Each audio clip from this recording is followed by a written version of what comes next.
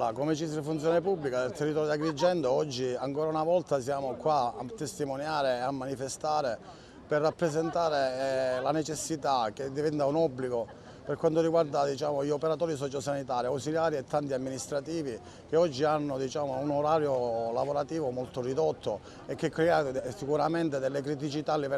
livello organizzativo su tutto il territorio. Quest'estate abbiamo rilevato che la presenza di un solo OSS al pronto soccorso dell'ospedale di Sciacca garantiva il servizio presso altre unità operative, stessa cosa a Licata ad Agrigento. Ha scaturito l'impossibilità ai coordinatori di poter fare una programmazione dei turni regolari che permette appunto con regolarità di garantire un'assistenza qualitativa ai pazienti. Quindi ormai diventa un obbligo l'aumento delle ore che garantisce una maggiore presenza su tutti i reparti e su tutti i servizi.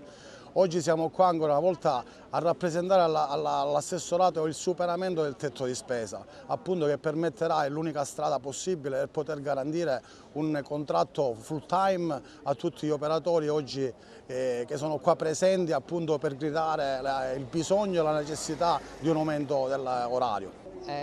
Abbiamo deciso di fare questo sit-in oggi perché riteniamo che sia essenziale socializzare la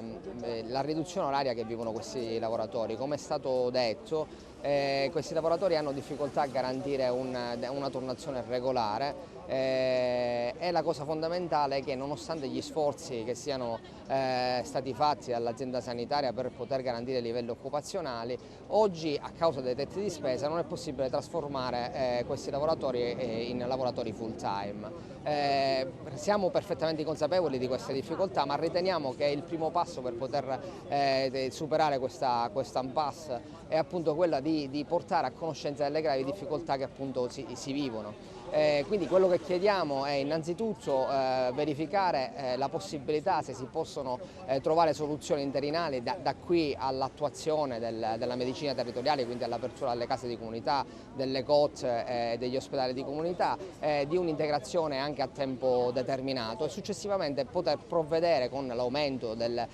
tetto di spesa appunto per l'apertura della medicina territoriale e trasformare questi lavoratori in lavoratori full time. Allora, la nostra giornata di lavoro tipo,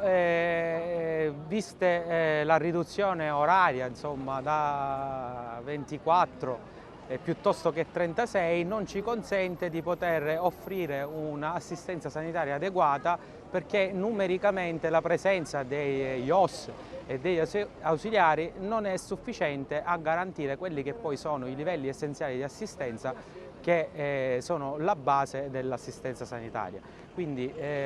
questo debito orario ridotto non ci consente di poter svolgere il nostro lavoro nel migliore dei modi.